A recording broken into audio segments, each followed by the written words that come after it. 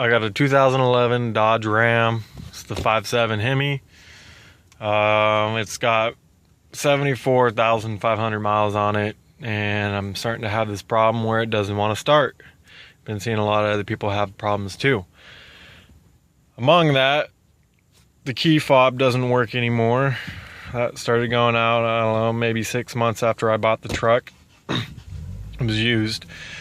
So the buttons don't work anymore. It's not because of the battery. Trust me, I've taken this apart and replaced the battery in numerous things, and it just doesn't work. These are really expensive to get replaced by the dealer. And this is the only one that came with the truck when I bought it. I have a problem with the door locks, just pushing the button up and down. All the doors lock and unlock except for the back passenger door.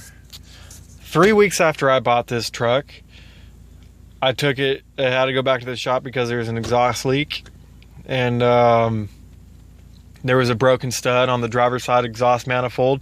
They tried to tap it out, strip the threads. They had to replace the whole entire cylinder head, and gave it back to me in about, I don't know, maybe 2-3 months later. The passenger side's doing it now. So a lot of problems with this truck. Now let's see if it wants to start or not. Oh.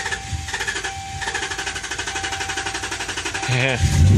Whoa, there it went.